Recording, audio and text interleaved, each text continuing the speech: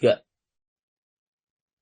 semua yang telah diberikan kepada kita sekalian, yang semuanya itu jika kita mengikutinya, akan menjadi media bagi kita, menjadi wasilah bagi kita untuk dapat mencapai kebahagiaan, keselamatan, fitini wa dunya wal akhirah.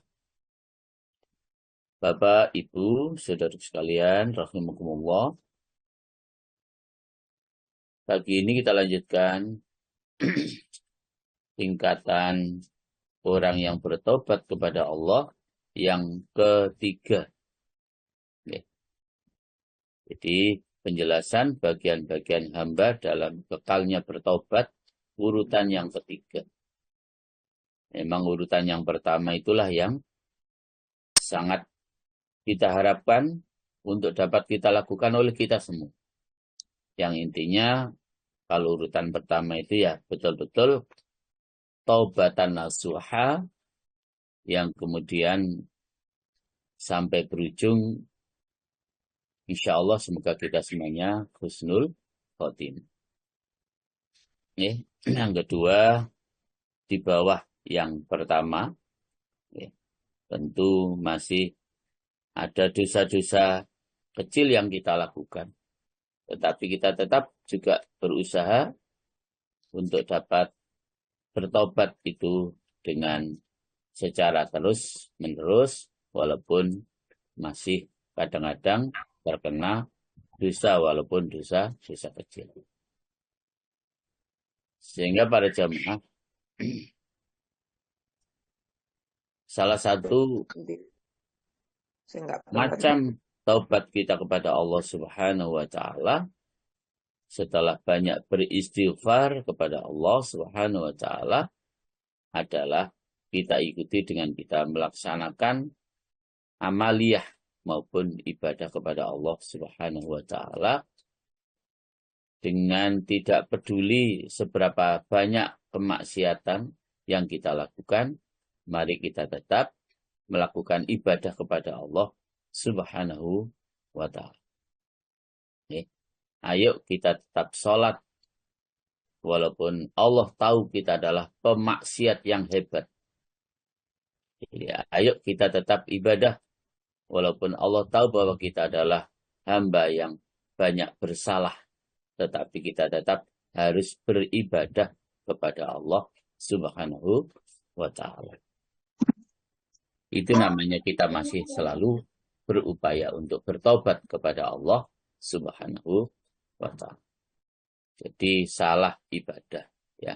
Maksiat tobat, salah ibadah. Begitu. Jangan pernah kita berputus asa dari rahmat Allah Subhanahu wa Ta'ala. Hadis terdahulu yang sudah kita sampaikan, pembunuh 100 orang pun karena berniat taubat, bahkan taubatnya belum sempat dilakukan, baru perjalanan menuju suatu kampung, suatu kota yang di situ memang banyak orang-orang soleh, belum sampai di kampung itu sudah meninggal dunia, ternyata niat bertobatnya diterima oleh Allah Subhanahu wa Ta'ala. Nah, Bapak Ibu rahmatullah, tingkat yang ketiga ini bahwa ia bertobat dan terus-menerus istiqomah, ya, dalam tobatnya itu, dalam suatu masa, terus-menerus beristiqomah dalam suatu masa. Tetapi kemudian nafsu syahwatnya masih dapat mengalahkannya. Sehingga kemudian para jamaah masih melakukan dosa-dosa, dan dosa-dosa yang dilakukannya itu adalah diawali dengan azam, dengan niat untuk melakukan dosa. Kalau yang kedua kemarin kan tidak ada azam, tapi masih terjerumus, nggak ada niat sama sekali. Tapi dalam kondisi tertentu sudah nggak mampu menahan jiwa yang mutmainahnya, akhirnya terjerumus lagi. Tapi nggak ada kesengajaan sama sekali, tidak ada niat sama sekali. Nah, yang ketiga ini memang bertobat, selalu istiqomah dalam bertobat, tapi masih punya azam, punya niat untuk melakukan perbuatan dosa. Jadi dengan azam ya, yang benar-benar dan maksud nafsu syahwat karena lemahnya daripada paksaan nafsu syahwat tersebut. Tetapi walaupun dia berlumuran dosa karena mengikuti nafsu syahwatnya itu, Bapak Ibu, mereka tetap melakukan ibadah. Bahkan juga masih berusaha untuk meninggalkan sejumlah dosa, ya, sejumlah kemaksiatan masih tetap berusaha untuk ditinggalkan. Walaupun kemudian masih melakukan lagi. Bahkan melakukannya dengan azam. Ya, dengan ada niatan sebelumnya. Nah, Bapak Ibu rahmatullah. Ya. Karena itulah orang yang masih dikalahkan dengan nafsu, yang masih bisa dibujuk dengan nafsu syahwatnya itu, jiwa orang tersebut dikatakan nafsu musawwamah. Ya. Jadi nafsu yang masih mampu membujuk pemiliknya sehingga kemudian terjerumus dan terjerumus lagi di dalam melaksanakan kemungkaran, kemaksiatan, kedoliman, dan perbuatan-perbuatan durhaka yang lainnya. Jadi jiwa seseorang namanya nafsu musawwam. Nafsunya masih mampu membujuk dia untuk terjerumus lagi ke dalam kemaksiatan dan kemungkaran. Nah, orang yang masih seperti itu para jamaah, itulah yang digambarkan oleh Allah Subhanahu wa taala melalui firman-Nya di dalam surat At-Taubah. Surat yang ke-9 ayat 102. Wa akharuna i'tarafu bidhunubihim khalatu 'amalan salihan wa akhara sayyi'a. Indri nggih. Inggih Ustaz 102 nggih ya. Nggih, 102. Nggih, siap nggih. A'udzubillahi minasyaitonirrajim. Dan ada pula orang lain yang mengakui dosa-dosa mereka. Mereka mencampur adukkan pekerjaan yang baik dengan pekerjaan lain yang buruk. Mudah-mudahan Allah menerima taubat mereka sesungguhnya. Mudah-mudahan Allah menerima taubat mereka. Sesungguhnya Allah Maha Pengampun, Maha Penyayang. Bapak Ibu, jadi Al-Quran memang sudah menggambarkan. Dan ada pula orang-orang lain yang mengakui dosa-dosa mereka. Mereka mencampur baurkan, mencampur adukkan antara pekerjaan yang baik dengan pekerjaan yang buruk. Jadi tetap melakukan ibadah walaupun dia juga bermaksiat. Ya. Tetap bertaubat walaupun dia terus bermaksiat, mencampur adukkan antara yang baik dengan yang buruk. Ya. Jadi kholatu amalan solihah wa akhara sayyi'ah, mencampur baurkan, mencampur adukkan pekerjaan yang baik dengan pekerjaan lain yang buruk. Tobat, maksiat lagi. Tobat, maksiat lagi. Bahkan yang tingkat ketiga ini memang ada azam, ada niatan, ada keinginan untuk melakukan dosa. Ya. Jadi hal ini para jamaah masih terjadi. Orang-orang yang bertobat itu modelnya seperti itu.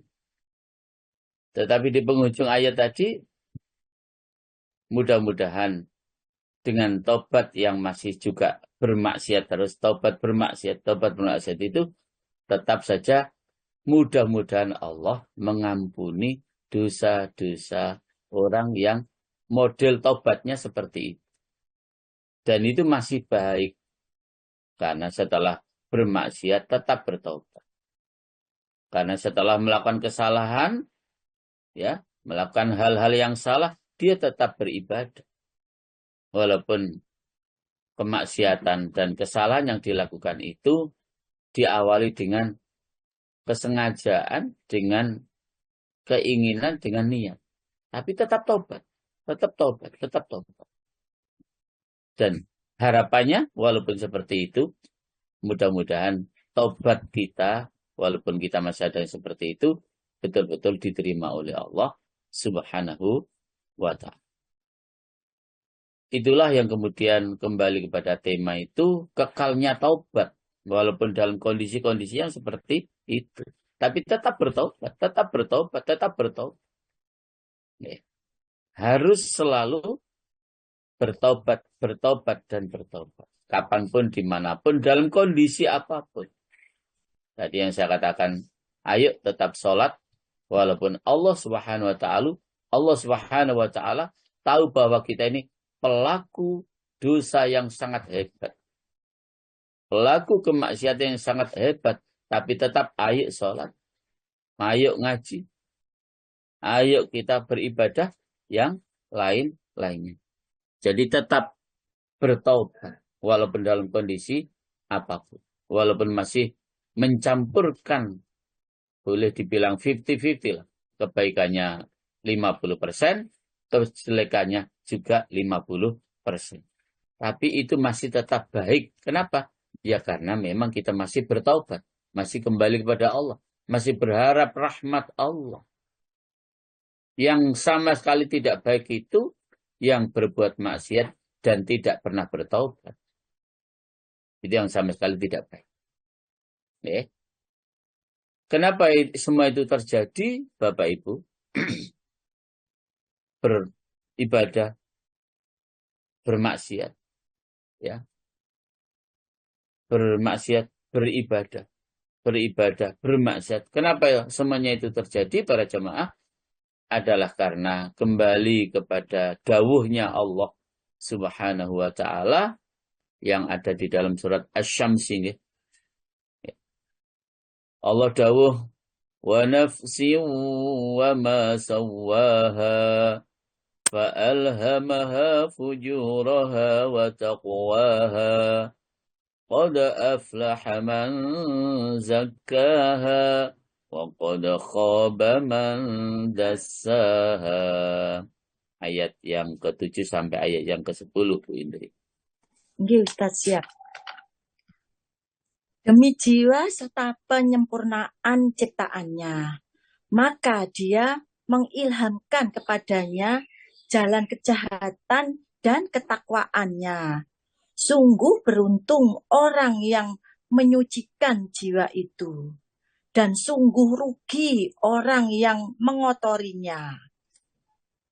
Bapak Ibu rahmatullah. Jadi memang Allah itu mengilhamkan dua sifat, dua karakter kepada seluruh hambanya. Dua karakter antara fujur dan takwa. Karakter yang jelek dan karakter yang baik, takwa. Tetapi kemudian Allah mendorong kita, ya, qad aflaha man zakkaha, sesungguhnya beruntunglah orang-orang yang mensucikan jiwa itu.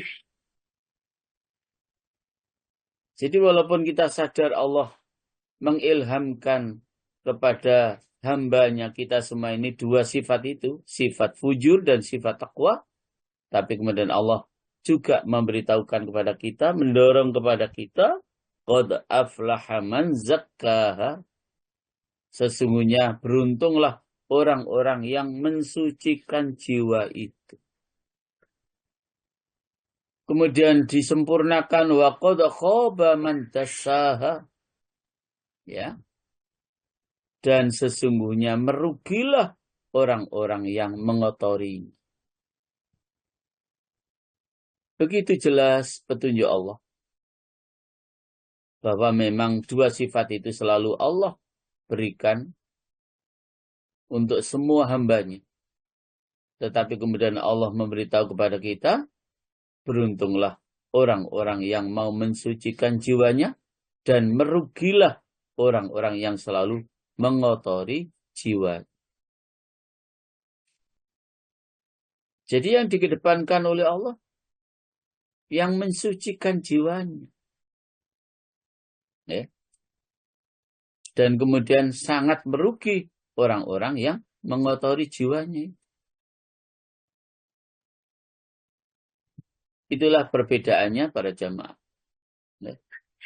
Antara kita dengan malaikat, antara kita dengan setan. Kalau malaikat itu takwaha semua. Nggak ada fujurnya belas. Kalau setan itu fujur semua, jelek semua. Lah kita antara malaikat dengan setan itu. Ada fujur, ada takwa, itulah menjadi ciri makhluk Allah yang namanya manusia, kita semuanya. Sehingga berkali-kali saya sampaikan pernyataan Imam Asy-Syafi'i, dan itu berdasarkan hadis sebagaimana yang sudah kita sampaikan. Orang itu, kata beliau, kata Imam Asy-Syafi'i, sealim apapun dia masih punya maksiat kepada Allah. Sealim apapun. Karena memang itu yang Allah berikan kepada kita, dua sifat itu. Nah, Bapak Ibu rahmatullah, manakala kita ini jatuh dalam suatu dosa, yang dosa itu kita lakukan saat ini, kita melakukan dosa misalnya, tetapi kemudian tobatnya kita kemudiankan, tobatnya nanti-nanti saja, itu adalah termasuk sifat kehinaan yang ada pada diri kita, jemaah. Jadi artinya para jemaah, ketika kita sedang melakukan dosa itu saat ini, maka setelah dosa saat ini pula kita harus bertobat kepada Allah. Jangan pernah ada yang menunda tobat kita. Sekali lagi, jangan pernah ada yang menunda tobat kita. Kenapa para jemaah? Kok kita ini tidak boleh menunda-nunda tobat? Harusnya hari ini kita bermaksiat, hari ini kita langsung bertobat. Kenapa harus seperti itu, jemaah? Ingat para jemaah, bahwa Allah Subhanahu wa Ta'ala mengingatkan kita semuanya para jemaah, bahwa yang namanya kematian itu para jemaah tidak menunggu kita sudah tua dulu, tidak menunggu kita sudah tobat dulu baru mati, tidak menunggu kita sakit dulu baru mati. Bahkan yang jelas Allah dawuh di dalam surat Al-Anbiya ayat 35 itu, ini pasti terjadi. Karena memang Allah sampun dawuh, kullu nafsin dha'iqatul maut. Setiap jiwa itu para jemaah pasti akan merasakan kematian.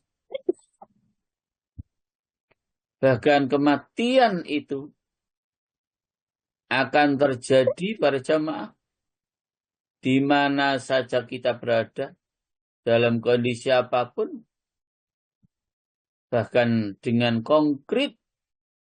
Allah dawuh di dalam surat An-Nisa ayat 78.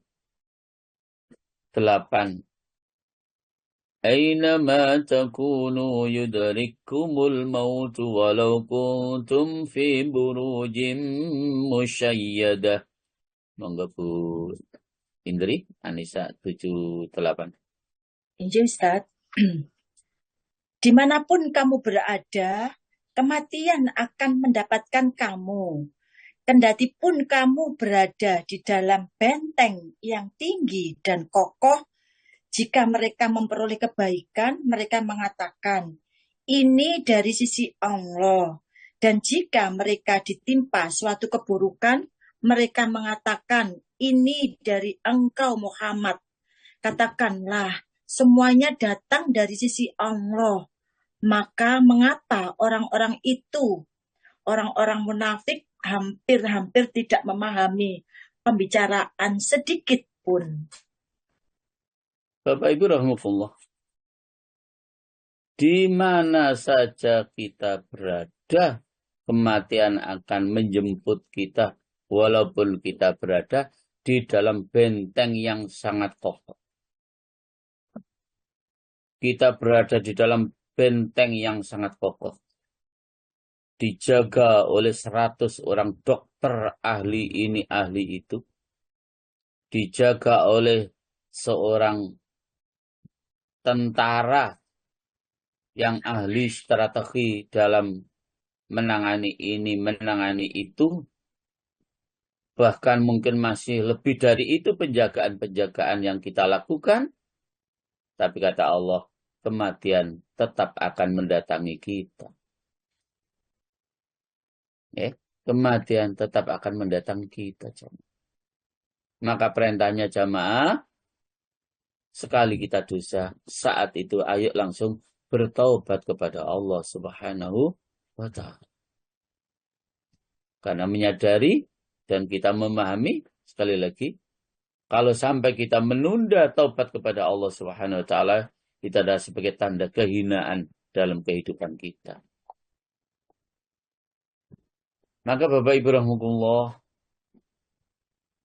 kita diingatkan dalam sebuah hadis muttafaqun alaih dari sahabat Sahal bin Sa'ad. Rasulullah sallallahu alaihi wasallam beliau bersabda, Innal abda la ya'malu bi'amali ahlil jannah 70 sanah. Hatta yaqulan nasu innahu min ahliha wa la yabqa bainahu wa bainal jannah illa shibra. Fayasbiqu alaihil kitab fayamalu bi'amali ahli nar fayadkhuluha. Masya Allah. Hati-hati jamaah dengan hadis ini. Kata Rasulullah pada jamaah, sesungguhnya seorang hamba berbuat dengan perbuatan penghuni surga selama 70 tahun. Jadi ada orang itu yang melakukan perbuatan surga, artinya perbuatan-perbuatan yang menghantarkan masuk surga selama 70 tahun. Berbuat baik saja. Terus dalam kondisi baik. Sehingga manusia mengatakan, sesungguhnya ia termasuk penghuni surga. Dan tidak tersisa antara ia dan surga kecuali sejengkal tanah.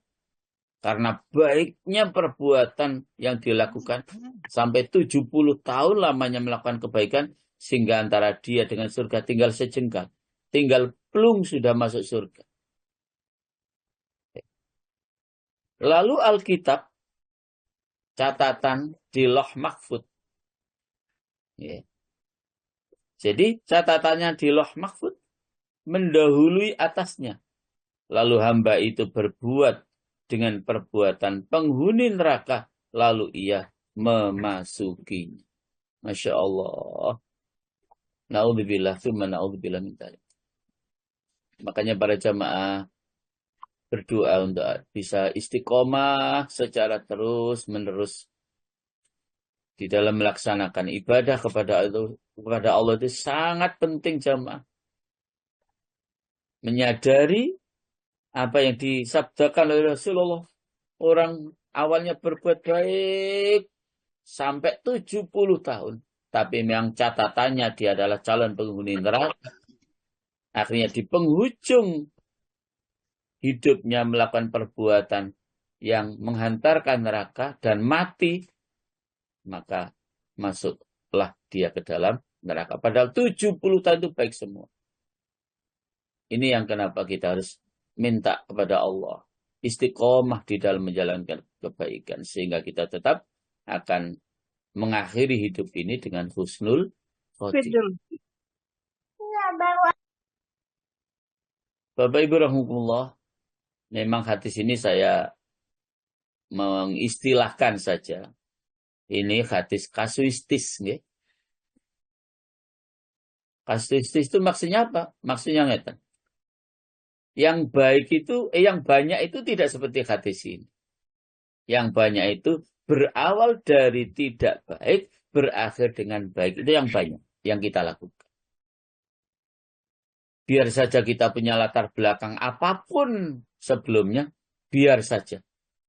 Yang terpenting di akhir hidup kita harus menjadi orang yang baik dalam melaksanakan semua perintah Allah, meninggalkan larangannya, dan mudah-mudahan dengan berakhir yang baik itu akan menjadi sebab untuk menghantarkan kita menuju surganya Allah Subhanahu wa ta'ala.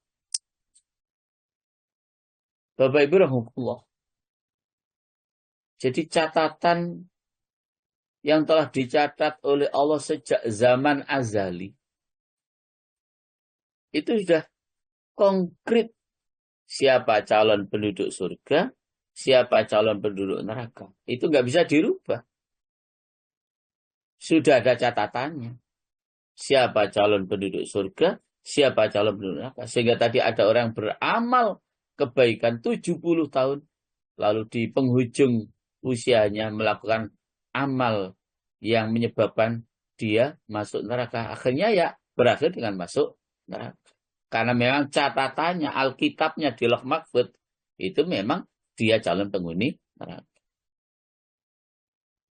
Ketika Rasulullah menyampaikan dawuhnya tersebut kepada para sahabat, para jamaah, ada yang tanya, lalu bagaimana dengan kita ya Rasul?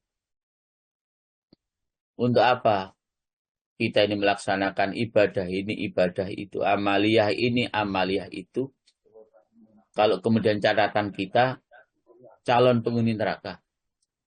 Maka kata Rasulullah, memang kamu tahu. Jadi memang kamu tahu bahwa kamu calon penduduk neraka. Maka Rasulullah kemudian mengatakan, hanya kita tahunya adalah indikasi-indikasi saja. Tetapi itu juga belum memastikan kita ini neraka maupun surga. Indikasi-indikasi yang dimaksud bagaimana? Indikasi-indikasi yang dimaksud siapa calon penduduk surga, siapa calon penduduk neraka itu dapat kita lihat dengan jelas saat kita masih hidup di dunia ini. Kalau betul-betul kita membekali hidup kita dengan beriman dan beramal soleh, itu indikasinya kita calon penduduk surga. Tapi kalau dalam hidup ini tidak mendasari hidupnya dengan tidak beriman dan tidak beramal soleh, tapi beramal salah, maka indikasi calon penduduk neraka. Maka penting para jamaah untuk istiqomah sekali lagi, beribadah kepada Allah Subhanahu wa ta'ala sampai di penghujung hidup kita. Karena orang yang bisa istiqomah di dalam melaksanakan ibadah kepada Allah Subhanahu wa ta'ala itu jelas kok. Janji Allah, wa abshiru bil jannati allati kuntum tu'adu. Allah pasti akan memberikan balasan orang yang istiqomah di dalam beribadah kepada Allah, istiqomah di dalam menegakkan akidahnya, menjaga akidahnya. Pasti balasannya adalah surga Allah Subhanahu wa ta'ala. Jadi jangan ada yang berputus asa. Ustaz, kalau saya kemudian menjadi, sudah catatannya nanti calon menjadi penduduk neraka, untuk apa Ustaz? Saya ibadah, saya ngaji, saya sedekah. Lagi-lagi jawabnya memang kita tahu. Ya.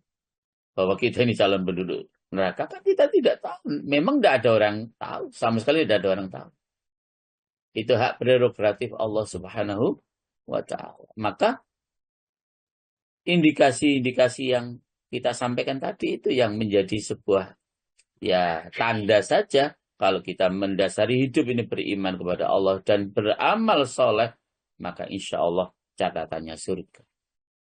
Sebaliknya kalau kita tidak mendasari hidup ini dengan beriman kepada Allah dan tidak beramal soleh, tapi hanya selalu beramal yang salah, maka menjadi indikasi bahwa kita ini calon penduduk neraka. Jamarahumullah. Ini yang kita takutkan. Ya. Baik berakhir dengan jelek. Naudzubillah min dzalik. Dan ini yang saya sampaikan, insya Allah hadis ini adalah hadis kasuistis. Ya, yang banyak itu tidak seperti hadis ini. Yang banyak itu kita berawal dengan tidak terlalu baik, tapi berakhir dengan baik. Dan itulah husnul khotimah. Dan itulah yang menjadi indikasi kita nanti dimasukkan surganya Allah Subhanahu wa ta'ala. Bapak Ibu rahimahullah. Jadi mari kita sangat takut jika khotimah hidup kita, akhir hidup kita ini adalah akhir hidup yang su'ul khotimah karena belum sempat bertaubat kepada Allah Subhanahu wa ta'ala.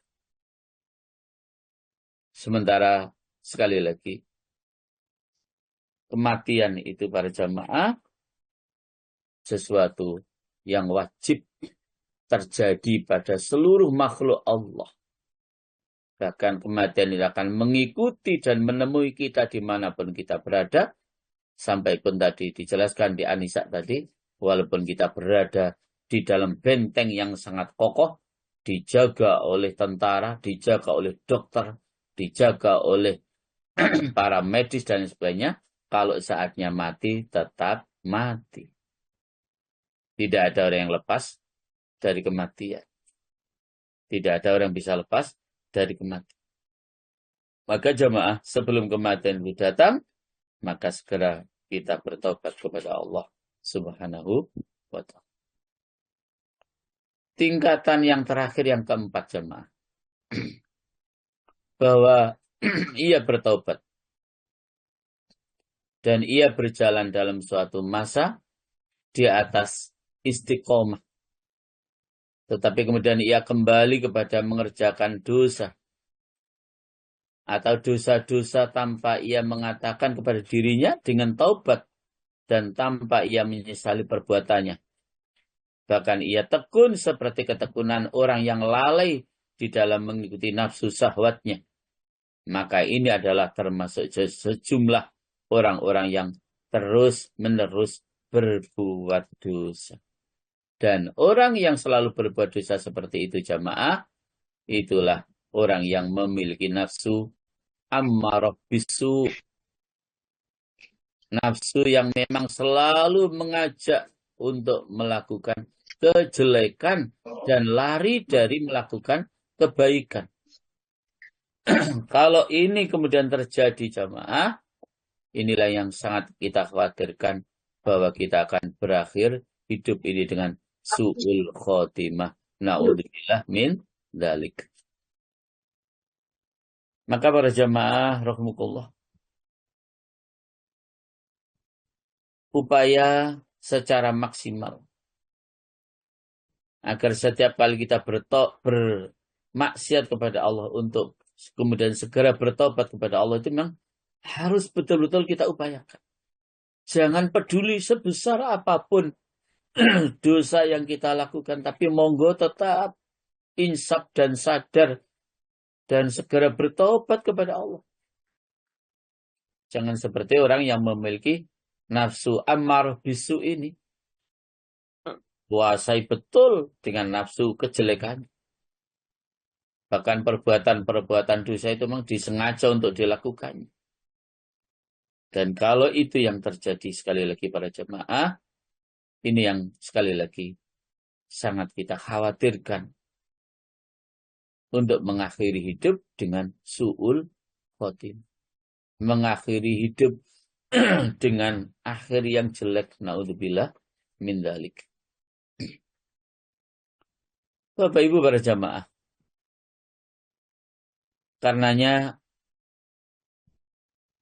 tentu kalau kemudian orang tersebut sama sekali tidak mendasari hidupnya dengan bertauhid kepada Allah, lepas dari iman, tidak punya iman kepada Allah, dan kemudian selalu melaksanakan perbuatan-perbuatan dosa seperti itu, memang celaka dunia akhirat orang tersebut. Tapi ketika kita masih mendasari hidup kita dengan bertauhid kepada Allah, dengan beriman kepada Allah, sebesar apapun dosa yang kita lakukan, masih ada harapan untuk bisa memasuki surganya Allah Subhanahu wa ta'ala. Sebesar apapun dosa yang kita lakukan, kita masih punya harapan untuk memasuki surganya Allah Subhanahu wa ta'ala jika kita mendasari hidup kita ini dengan beriman kepada Allah Subhanahu wa ta'ala. Bapak Ibu rahmatullah, karena memang sudah sering kita sampaikan bahwa yang bisa menjadi media untuk Allah itu menurunkan rahmat kepada hambanya itu adalah iman kita kepada Allah Subhanahu wa ta'ala. Sehingga secara tegas Rasulullah Muhammad sallallahu alaihi wasallam beliau bersabda bahwa amal ibadah yang kita lakukan itu para jamaah tidak akan mampu membuka kunci pintu surganya Allah Subhanahu wa ta'ala. Dan hadis sahih ini sudah berkali-kali kita sampaikan. La yadkhulu ahadakumul jannah bi amali. Qalu wala anta ya Rasulullah. Qala wala ana.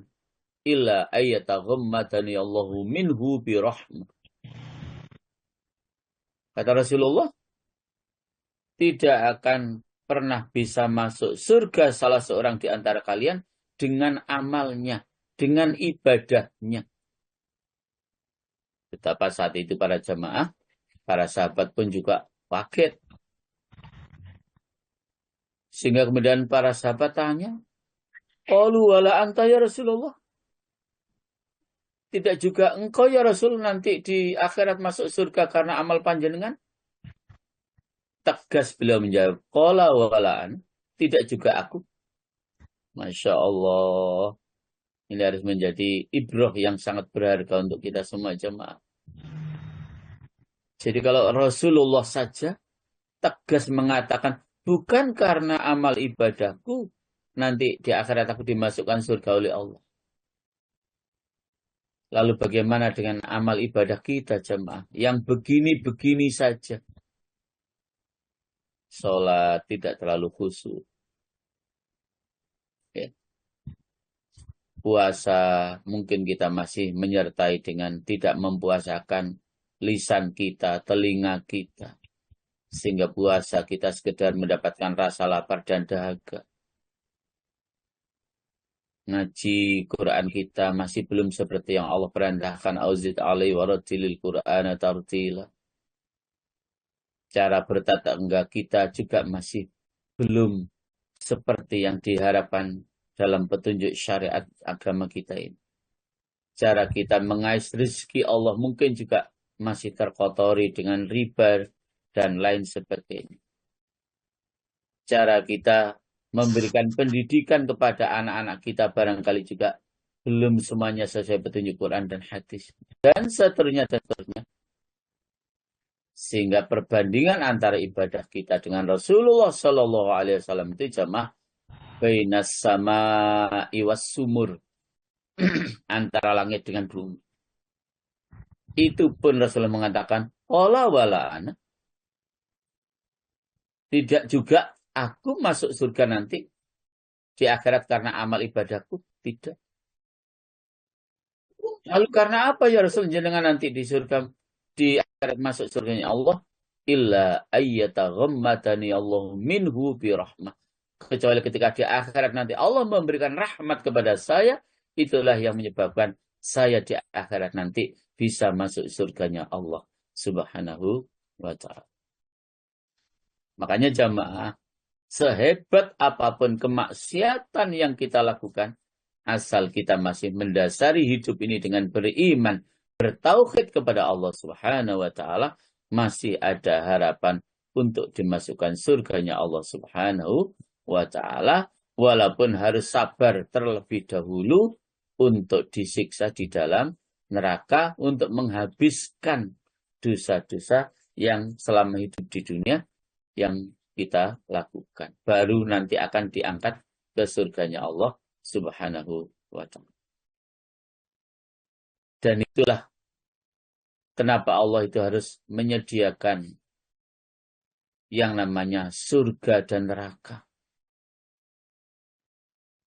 Surga dan neraka itu diperuntukkan untuk kita jamaah. Manfaatnya untuk kita jamaah. Ketika di akhirat kita masih membawa dosa yang tidak ada cara lain saat itu kecuali dua cara untuk dapat selamat. Satu, ya, mendapatkan syafaat Rasulullah Muhammad Sallallahu Alaihi Wasallam, atau mendapatkan syafaat dari bacaan Al-Quran kita, atau mendapatkan syafaat dari puasa kita, atau mendapatkan syafaat dari orang-orang yang mati syahid di antara kita. Yang kedua, untuk sampai surga, ketika tidak dengan syafaat, dengan cara apa? Masuk neraka dulu, baru bisa ke surga. Nggak bisa tahu-tahu kita di surga. Sekecil apapun dosa dan kesalahan yang kita lakukan akan ditolak oleh surga. Karena memang surga itu adalah tempat yang menjadi balasan bagi orang-orang yang selalu berbuat kebaikan. Yang selalu amanu wa amilus solihat. Bukan amanu wa amilus sayyiat. Ditolak oleh surga. Bapak Ibu rahmatullah. Oleh sebab itu, jangan sampai sekali lagi ada di antara kita ini yang tidak mendasari hidup kita ini dengan tidak bertauhid kepada Allah. Tidak beriman kepada Allah Subhanahu wa ta'ala. Karena dengan dasar iman itu yang masih menjadi harapan bagi kita untuk Allah menurunkan rahmat. Dan akhirnya setelah kita harus, mendekam dulu di penjara, akhirnya pasti juga akan dikeluarkan oleh Allah dan kemudian bisa dimasukkan surganya Allah Subhanahu wa ta'ala. Bapak Ibu rahmatullah, akhirnya manusia semuanya itu terhalang kecuali orang-orang berilmu. Jadi artinya para jamaah, manusia ini semuanya terhalang kecuali orang-orang berilmu. Kita tidak akan mampu untuk berbuat baik, kita tidak akan mampu untuk bisa beribadah dengan sempurna kecuali dengan ilmu. Ya. Dan orang-orang yang berilmu semuanya terhalang kecuali orang-orang yang mengamalkannya. Nggak ada artinya kita punya ilmu banyak jika tidak kita praktekkan, tidak kita amalkan dalam kehidupan sehari-hari. Dan orang-orang yang mengamalkan semuanya terhalang kecuali orang-orang yang ikhlas. Masya Allah. Ya, kita akan terhalang jika tidak punya ilmu. Orang yang sudah punya ilmu akan terhalang jika tidak diamalkan. Orang yang sudah mengamalkan akan terhalang jika tidak didasari dengan ikhlas. Dan orang yang ikhlas itu dalam bahaya yang besar. Hati-hati jamaah. Jadi orang yang ikhlas itu dalam bahaya yang besar. Kenapa jamaah? Sudah ikhlas masih dalam bahaya yang besar. Karena sekali lagi jamaah, ada hal-hal yang dapat menggerogoti keikhlasan kita. Ada hal-hal yang dapat menodai keikhlasan kita di dalam beribadah kepada Allah Subhanahu wa Ta'ala. Apa di antara hal-hal yang akan dapat menggerogoti keikhlasan kita di dalam beribadah kepada Allah Subhanahu wa Ta'ala? Satu, sebabnya adalah karena kita kagum terhadap amal ibadah kita.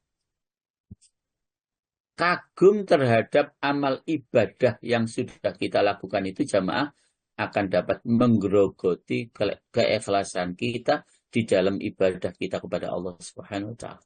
Dan itu Allah jelaskan di As-Saffat ayat 96. Ya.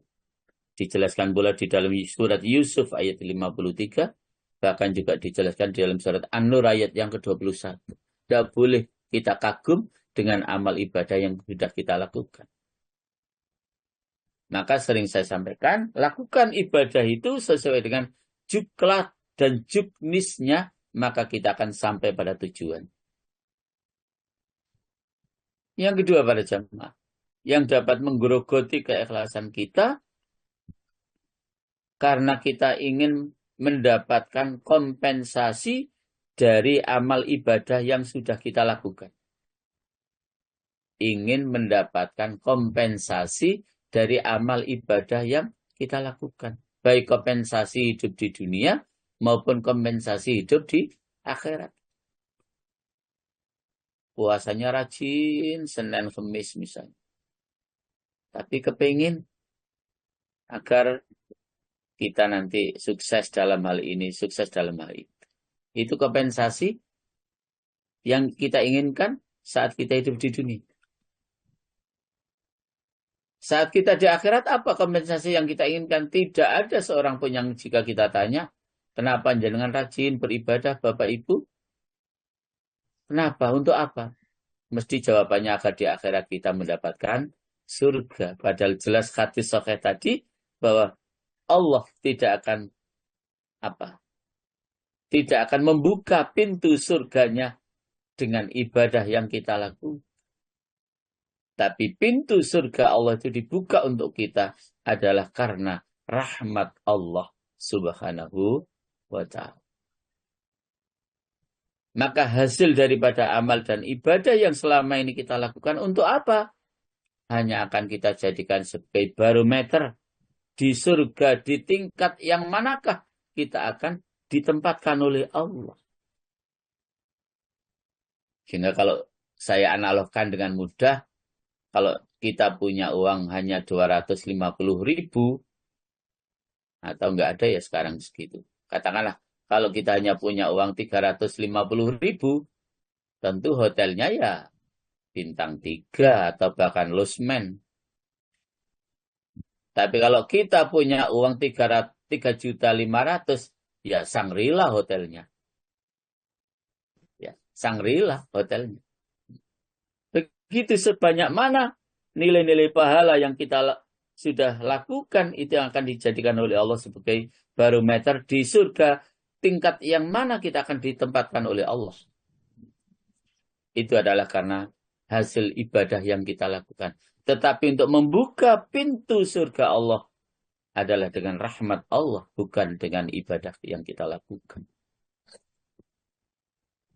Makanya jamaah, agar tidak terkotori keikhlasan kita, jangan kita ingin mendapatkan kompensasi apapun dari amal ibadah yang kita lakukan, baik amal ibadah, baik kompensasi saat kita hidup di dunia, maupun kompensasi saat kita hidup di akhirat nanti. Yang ketiga, yang akan dapat menggerogoti keikhlasan kita di dalam beribadah kepada Allah Subhanahu wa Ta'ala, karena kita merasa puas dengan ibadah yang kita lakukan, padahal belum tentu ibadah kita sempurna.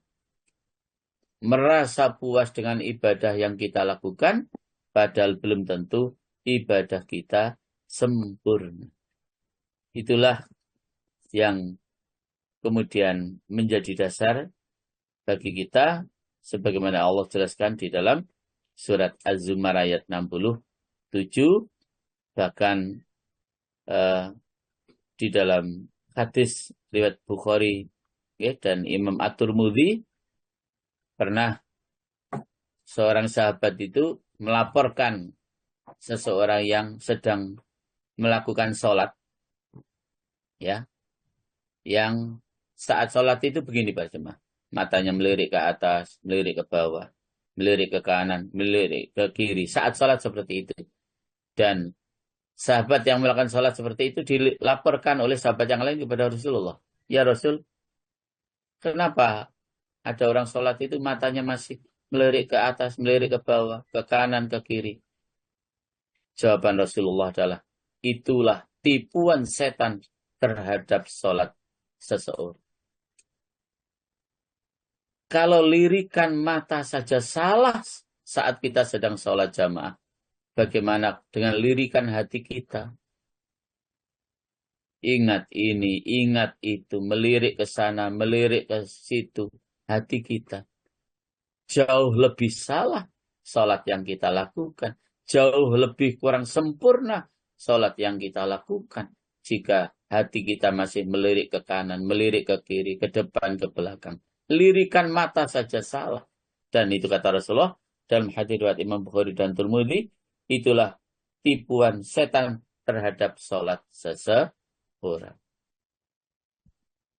Makanya para jamaah rahimakumullah, memang kita juga diingatkan oleh Rasulullah ya, dalam sebuah hadis ya, man shoma yura'i faqad asyrak, wa man shalla yura'i faqad asyrak, wa man tasaddaqa yura'i faqad asyrak. Barang siapa yang berpuasa karena riya, maka dia terjerumus dalam perbuatan syirik. Dan barang siapa yang sholat dengan riya, maka dia juga terjerumus dalam perbuatan syirik. Dan barang siapa yang sedekah dengan riya, dia juga terjerumus dalam perbuatan syirik.